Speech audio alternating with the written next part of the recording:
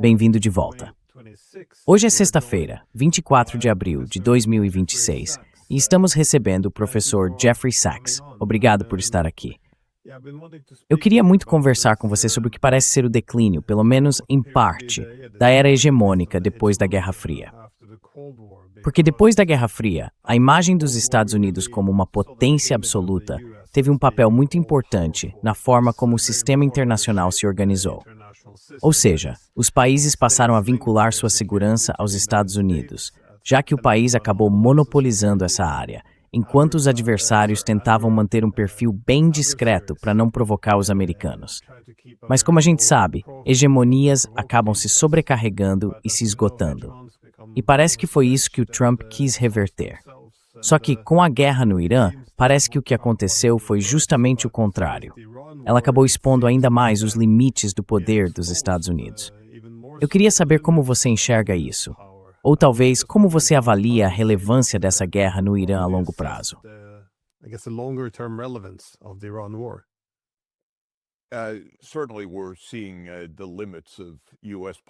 Sem dúvida, estamos vendo os limites do poder dos Estados Unidos. Acho que o que estamos presenciando é uma tendência de longo prazo. Na verdade, uma tendência que mostra o declínio da hegemonia ocidental, ou talvez o fim dessa hegemonia. Dá para dizer que isso começou já no fim da Segunda Guerra Mundial. Quando a maior parte da Europa perdeu suas colônias pelo mundo, os Estados Unidos, de certa forma, substituíram os impérios europeus e se tornaram um império americano. Eles passaram a competir com a União Soviética, as duas grandes potências imperiais da época. Mas, dentro dessa disputa, os Estados Unidos sempre foram, de certo modo, dominantes do ponto de vista econômico e tecnológico. Foi um período muito tenso, porque eram duas superpotências nucleares em confronto direto. Muitas vezes, pelo menos por meio de guerras indiretas.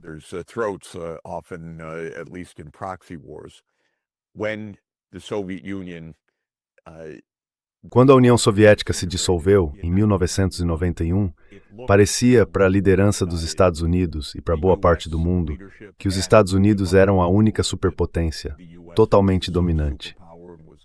Mas eu diria que a tendência de longo prazo, que já vinha levando à perda gradual do poder ocidental desde o fim da Segunda Guerra Mundial, continuava em curso.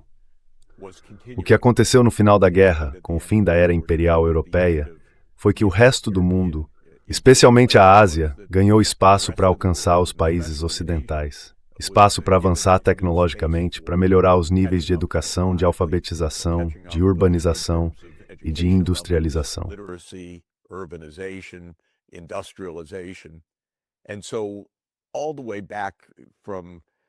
Então, desde o fim da Segunda Guerra Mundial, houve uma redução na diferença entre o Ocidente industrializado, que de modo geral era a Europa e os Estados Unidos, e os países da Ásia. E também surgiram alguns casos de sucesso, ainda que parciais, de desenvolvimento econômico em outras partes do mundo.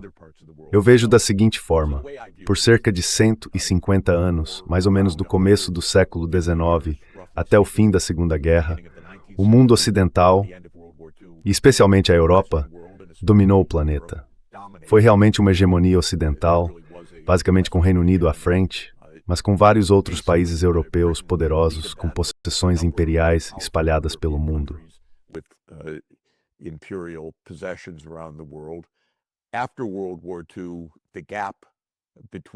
Depois da Segunda Guerra Mundial, a diferença entre o Ocidente e o resto do mundo diminuiu. Dentro do Ocidente, os Estados Unidos eram claramente a potência dominante. Mas por baixo da superfície, havia o progresso econômico constante de boa parte da Ásia, ano após ano. Isso significa que, numa tendência de longo prazo, não de um ano para o outro, mas de longo prazo, a dominância do mundo ocidental estava destinada a diminuir. Mas eu diria que duas coisas esconderam isso. A dominância dos Estados Unidos e da União Soviética fazia parecer que o mundo era basicamente um confronto entre dois impérios competindo entre si. E com isso era fácil deixar de perceber a ascensão da Coreia, de Taiwan, de Singapura, de Hong Kong, os chamados tigres asiáticos, ou até mesmo o crescimento econômico da China, que começou no fim da década de 70.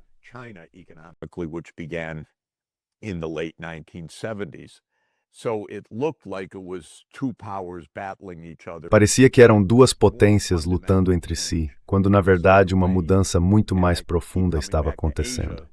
E eu sempre volto à Ásia como o ponto central disso, porque a Ásia abriga 60% da população mundial e sempre foi o centro de gravidade da população e da economia do mundo por mais de 2000 anos. O que estava acontecendo era que a Ásia estava aos poucos se recuperando de um século e meio de domínio imperial europeu. Mas isso acontecia de forma discreta, por baixo da superfície. Era um processo gradual, ano após ano, e na aparência parecia que os Estados Unidos e a União Soviética estavam se enfrentando. Então, quando a União Soviética acabou, em dezembro de 1991, veio a paz. Restava apenas uma superpotência. Foi declarado o fim da história. Os Estados Unidos pareciam ser a única superpotência.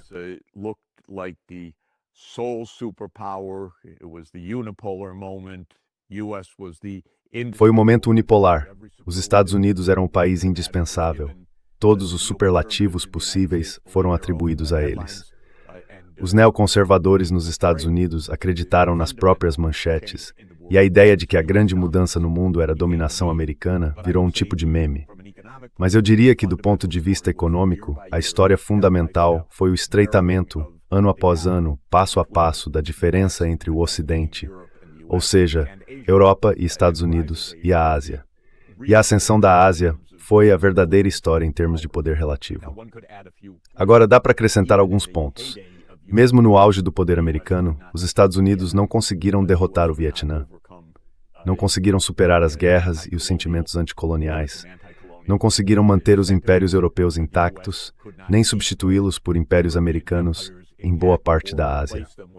A influência dos Estados Unidos no Jove e na Coreia Tribur, e mais do qual total, quis dizer.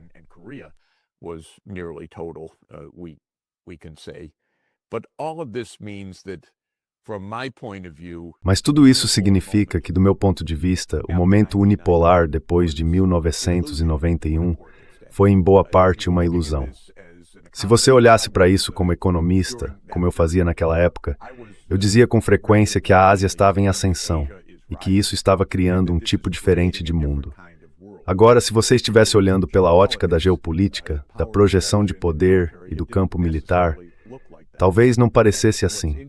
E o que eu acho interessante e até divertido seria voltar e ver o que os estrategistas diziam sobre a China lá em 1991-92, quando se falava nesse momento unipolar.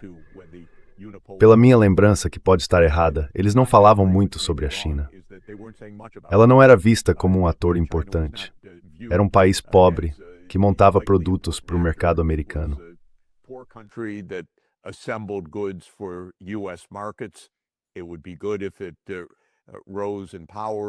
Seria bom se esse poder aumentasse, talvez, porque continuaria a conter a influência russa.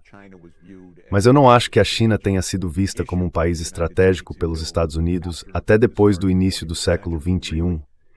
E, na verdade, só por volta de 2010, quando Obama começou a falar, de forma bem conhecida, sobre o pivô para a Ásia ou o pivô para a China. Então, tudo isso para dizer, Glenn, que a tendência mais ampla de todas no cenário mundial, na minha visão, é que, de 1800 até 1950, mais ou menos, o mundo ocidental, liderado pelos impérios europeus e dentro da Europa pelo Reino Unido, dominava o mundo. Eles se industrializaram, tinham a imensa maioria do poder militar, tinham a imensa maioria da tecnologia e uma liderança esmagadora na ciência.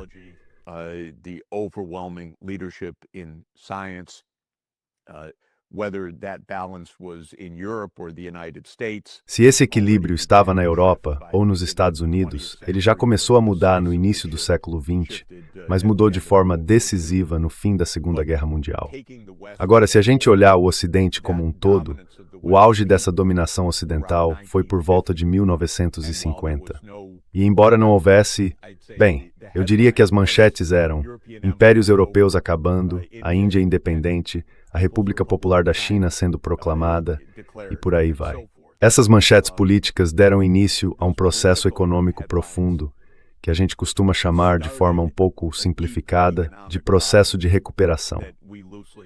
Não é uma expressão perfeita, mas pelo menos nos primeiros 50 anos, de 1950 a 2000, faz sentido pensar que o que estava acontecendo na Ásia era uma espécie de recuperação, no sentido de alcançar níveis de alfabetização pela primeira vez, educação pública em massa pela primeira vez, e a construção de uma infraestrutura básica que de fato não tinha sido feita durante o auge dos impérios europeus.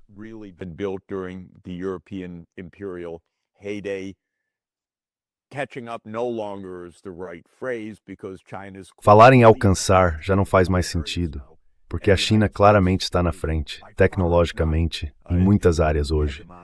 E os Estados Unidos estão longe de ser o hegemon ou a única superpotência do mundo. Em vários critérios, tanto econômicos quanto tecnológicos, a China já é no mínimo um par dos Estados Unidos. Mas eu diria que na manufatura, praticamente em todos os setores, e na indústria pesada também, a China está muito à frente dos Estados Unidos neste momento.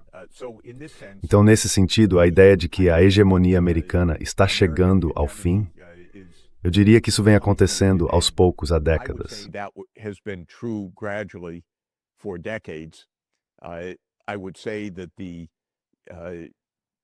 Post-1991 euphoria in the United States about the unipolar world, and it really was euphoria. I was around to see it in the think tanks, to see it in the universities, to see it in Washington, to, of course, listen to it in the rhetoric of every president, and so forth.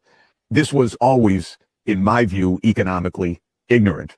I was also part of a debate back in the 1990s. Was the rise of Asia real or something that was going to collapse? And there were articles about the myth of the Asian miracle and so forth. And my view all along was we're seeing a long-term, real catching up process. And again, after 2010, a going ahead process in many ways. So I never bought into this unipolar story as being real, and having witnessed Tendo testemunhado o desastre da Guerra do Vietnã, eu sempre senti que os Estados Unidos exageravam o próprio poder. Eu diria que a guerra na Ucrânia é mais uma demonstração dos limites claros da unipolaridade americana, porque basicamente essa guerra marcou o fim da expansão da OTAN e o fim da capacidade dos Estados Unidos de colocar suas peças no tabuleiro onde quisessem. A gente pode lembrar que nesse momento unipolar, Zbigniew Brzezinski basicamente tinha a ideia de que os Estados Unidos dominariam a Eurásia, nada menos que isso, e que a Ucrânia seria o ponto central. E o presidente Putin essencialmente se levantou e disse, não, enquanto eu estiver aqui, isso não vai acontecer. Então a guerra na Ucrânia é, no fundo, uma guerra que mostra os limites da expansão americana. Esses limites já ficaram bem claros.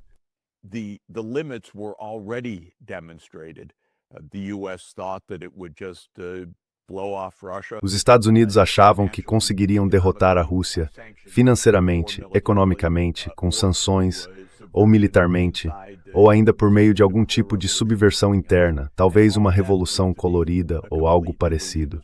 E tudo isso acabou se mostrando uma completa ilusão. Então, para responder de forma mais longa a pergunta, sim, estamos vendo os limites do poder ocidental. Estamos vendo os limites do poder dos Estados Unidos. Mas, na minha visão, o poder do Ocidente, que afinal de contas é um conceito relativo, vem diminuindo já há 75 anos, desde meados do século XX, por causa da ascensão da Ásia. E aquele momento unipolar nunca foi real. Sempre foi um pouco ilusório achar que os Estados Unidos estavam no topo absoluto. Agora, dito tudo isso, é claro que os Estados Unidos ainda têm muito poder, muita influência e uma enorme capacidade de destruição. Então não se trata de um colapso do poder americano, mas sim, claramente, dos limites desse poder.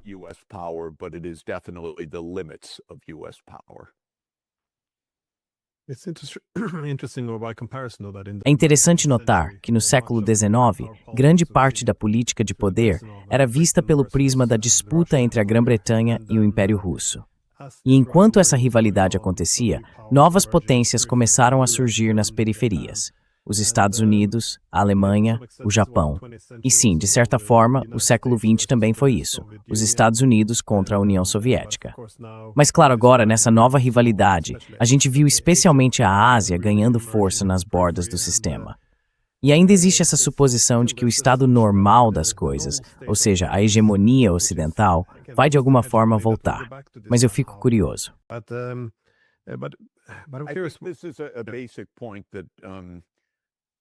Esse é um ponto básico e também uma lição fundamental da história. As vantagens de qualquer lugar são temporárias. Elas podem durar séculos ou desaparecer em poucas décadas. Depende do que a gente está observando.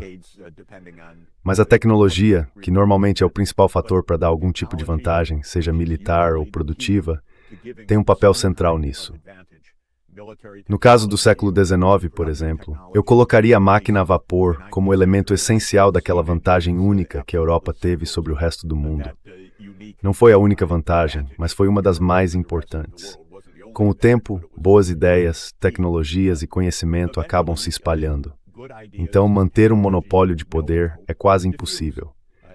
Dá para tentar guardar segredos industriais, dá para tentar limitar a exportação de tecnologias avançadas, mas isso raramente funciona por muito tempo.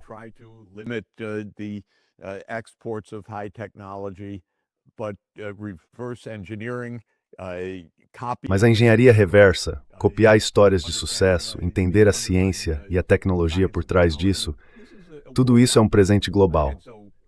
Então os líderes acabam encontrando concorrentes, porque a base dessa liderança geralmente era algum tipo de vantagem tecnológica real e substancial, muitas vezes uma vantagem militar que surgiu, mas que logo foi copiada em outro lugar. Claro, toda a era nuclear foi assim.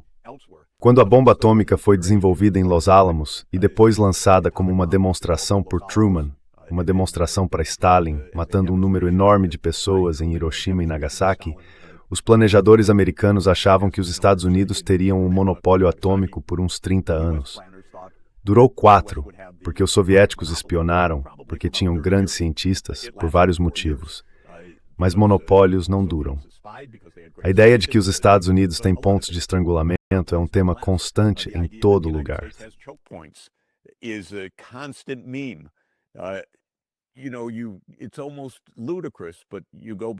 Sabe, é quase absurdo. Mas se a gente voltar para o começo de 2022, os Estados Unidos falavam em cortar os bancos russos do sistema SWIFT como se fosse a opção nuclear. Isso ia derrubar a economia russa. A gente tinha os pontos de estrangulamento, tinha o controle definitivo do poder. No fim das contas, isso praticamente não significou nada. Então essa é uma lição que a história repete o tempo todo. Quando um país sai na frente, como a Grã-Bretanha fez na industrialização, no fim do século XIX, e especialmente depois das guerras napoleônicas, outros países inovam, alcançam, copiam boas ideias, reduzem a distância e muitas vezes acabam ultrapassando. E isso foi verdade tanto para a Alemanha quanto para os Estados Unidos em relação à Grã-Bretanha, a partir de 1870, mais ou menos. Mas tudo isso ficou, digamos, dentro da família ocidental por muitas décadas, por muito tempo. E isso acabou alimentando várias ideias racistas, de que se tratava de uma hegemonia dos povos brancos, de uma hegemonia cultural europeia, de uma hegemonia cristã.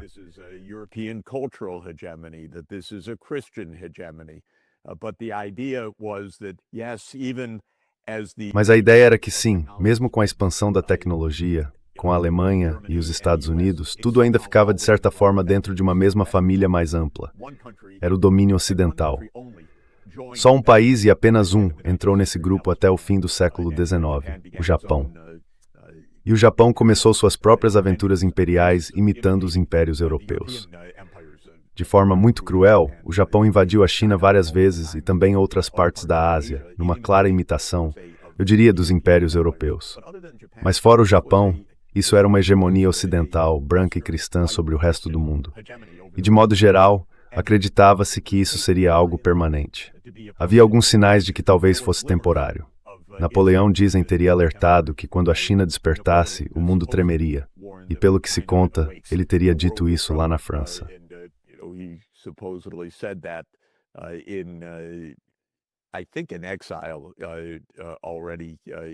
Eu acho que já no exílio, lá pelos anos de 1810, isso já estava claro. Mas o ponto é que a dominação natural do Ocidente era algo dado como certo. Isso virou parte profunda da mentalidade dos Estados Unidos e da Europa. Depois da Segunda Guerra Mundial, A Europa aceitou que os Estados Unidos assumissem a liderança, mas a ideia de que o Ocidente domina o mundo continuou, e eu diria que ainda continua hoje, mesmo com algumas mudanças de mentalidade. A China é vista como uma intrusão totalmente indevida, algo que pode e deve ser contido. E aí vem a pergunta: como deixamos isso acontecer? O maior erro, dizem em Washington o tempo todo, foi ter deixado a China entrar na OMC. Deixamos eles se desenvolverem, como se isso fosse uma escolha americana. Mas isso faz parte dessa ilusão de que a ordem natural das coisas é a dominação ocidental. De qualquer forma, eu acho que isso acabou. É esse o ponto. In any event, I think that's over. That's the point. Bom, na teoria realista, costuma-se assumir que os estados buscam maximizar a própria segurança. Ou seja, se há um desequilíbrio, eles continuam se expandindo. Então a expansão da OTAN, o Oriente Médio, tudo isso acontece até que o equilíbrio seja alcançado. Quando esse equilíbrio chega, o objetivo passa a ser estabelecer um novo status quo, basicamente para garantir o máximo de segurança possível. E a gente poderia pensar que, à medida que a expansão da OTAN parou de vez na Ucrânia, com a OTAN sendo equilibrada pela Rússia, ou com o que vemos agora no Oriente Médio, ou ainda com a China, haveria um esforço diplomático para tentar construir esse novo status quo.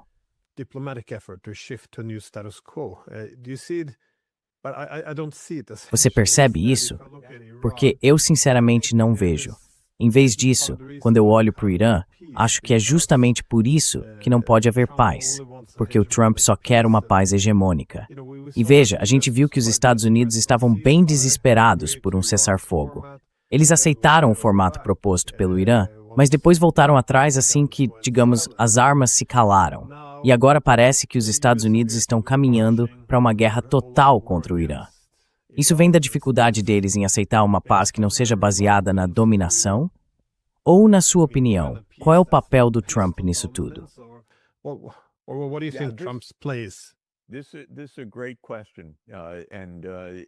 Essa é uma ótima pergunta, e eu acho que ela vai direto ao ponto das diferentes correntes do realismo.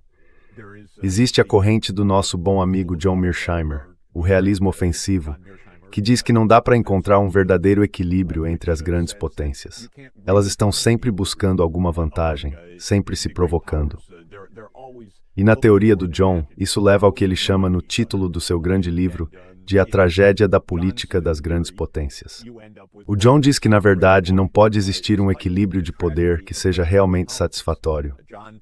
Já o que às vezes nas escolas americanas é chamado de realismo defensivo, em contraste com o ofensivo, parte da ideia de que a segurança está no centro, mas que é possível encontrar um tipo de modus vivendi entre as grandes potências, uma forma de cada uma ficar um pouco fora do caminho da outra. Que tratados podem ter importância e ajudar a estabilizar as coisas. Essa é a visão predominante.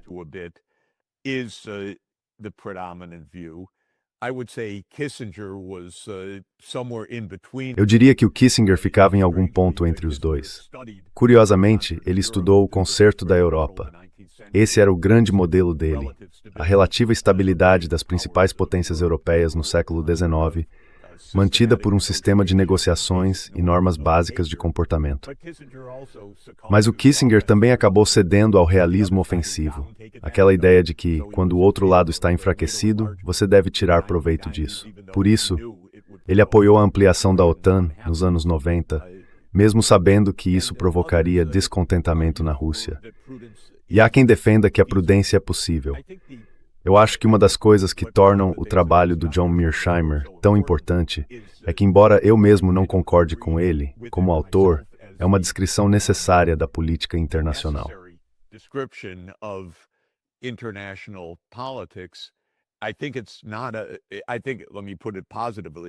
Eu acho que não é, deixa eu colocar de um jeito mais positivo. Eu acho que é uma boa descrição da forma de pensar dos estrategistas americanos. Os estrategistas americanos não têm um limite claro para parar. Eles partem da ideia de que existe um problema nos Estados Unidos, que é o seguinte: se houver qualquer outra grande potência de pé, isso já é uma ameaça. Essa é a lógica. Então, os Estados Unidos, e quando eu digo Estados Unidos, claro, quero dizer Washington, e quando digo Washington, quero dizer principalmente o governo ligado à área de segurança, tem muita dificuldade em aceitar a ideia de que a Rússia é uma grande potência estável.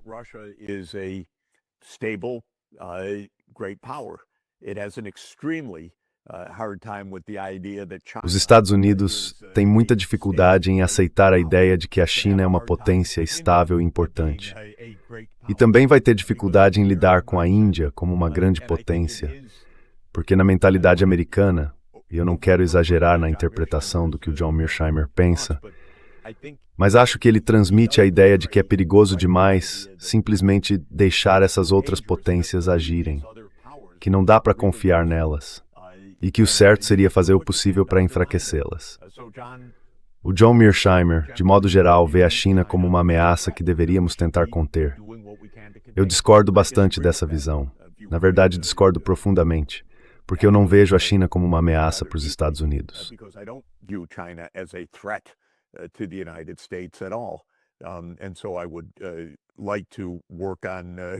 Então, eu gostaria de trabalhar em uma cooperação mais construtiva, de várias formas, e evitar cruzar as linhas vermelhas uns dos outros.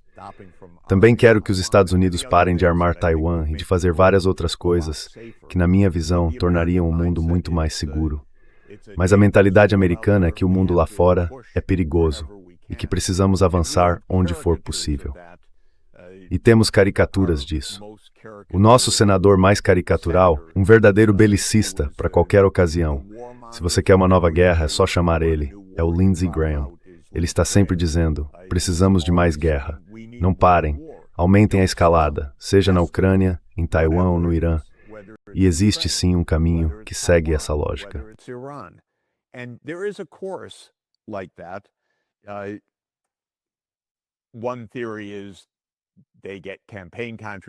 Uma teoria é que eles recebem doações de campanha de empresas contratadas pelo setor militar e por isso acabam servindo como porta-vozes desses interesses.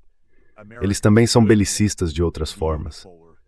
Mas existe ainda a ideia de que os Estados Unidos devem ser a potência única do mundo e que, se for preciso, devem lutar para manter esse papel e que devem colocar obstáculos no caminho de qualquer outra grande potência para deixá-la confusa e criar problemas para ela. Na minha visão, isso descreve com precisão a forma como a política externa e a diplomacia americana funcionam. Mas é também uma estratégia desastrosa, desnecessária, desestabilizadora e, no fim das contas, perigosa para os próprios Estados Unidos, sem falar do resto do mundo.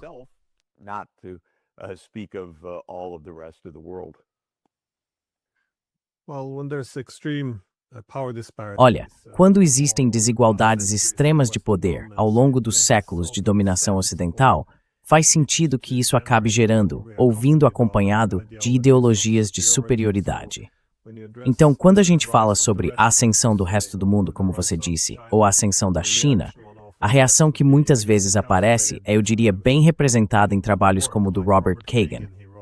Ele escreveu o livro The Jungle Grows Back, America and Our Imperiled World, em que, basicamente, a resposta é que o jardim, que seria o nós, os civilizados, teria que sair e podar de novo a selva, e civilizá-la. Quer dizer, isso é uma ideologia muito profunda. This is a very deep ideology. It goes back centuries. Isso vem de séculos atrás. Também é muito interessante do ponto de vista da história do pensamento.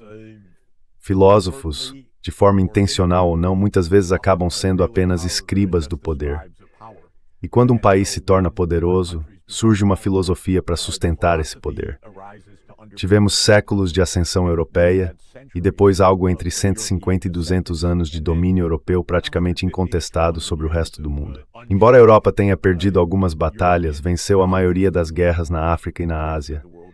E disso nasceu toda uma ideologia, com várias versões. O racismo científico, ou melhor dizendo, o racismo pseudocientífico, mas ainda assim chamado de racismo científico.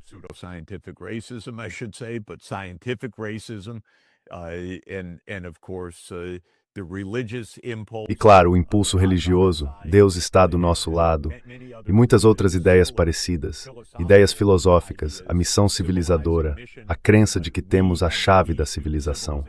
Mesmo os pensadores mais iluminados, sutis e impressionantes, como John Stuart Mill, eram basicamente imperialistas.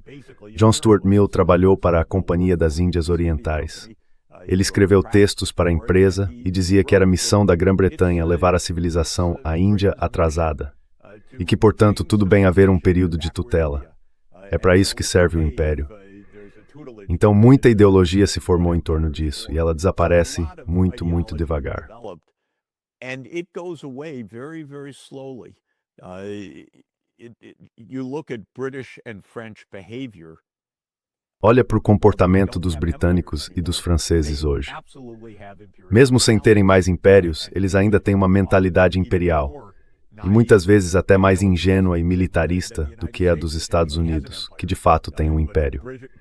Mas a russofobia britânica e o tom de guerra do Reino Unido contra a Rússia na Ucrânia são ainda mais altos do que nos Estados Unidos, e também mais grosseiros e simplistas. Isso vem de um longo período imperial. Da ideia de que a dominação britânica é algo natural, inevitável, e de que a Rússia sempre foi inimiga dessa dominação. Eles continuam travando essa batalha, mesmo sendo hoje uma ilha, não mais um império. E seria até engraçado, se não fosse tão perigoso.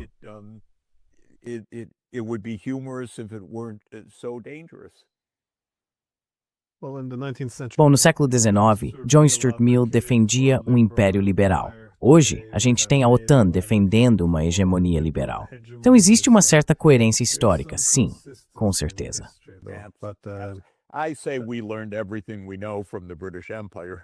Eu diria que tudo que a gente sabe, a gente aprendeu com o Império Britânico. Tudo que os Estados Unidos acham que sabem vem do Império Britânico. E, na verdade, as conexões são bem diretas. Claro, a língua, a cultura, a educação direta, tudo isso está ali, é visível. O Bill Clinton foi bolsista Rhodes, e Rhodes foi o grande imperialista da África, uma figura enorme no começo do século XX. Clinton absorveu tudo isso em Oxford, e quando se tornou presidente dos Estados Unidos nos anos 90, ele estava cheio daquela grandiosidade americana que, de certo modo, ele tinha aprendido com a experiência britânica.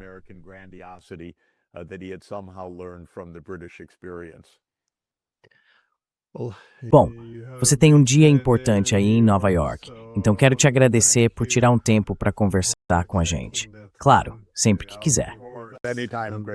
Muito bom estar com você, a gente se fala em breve.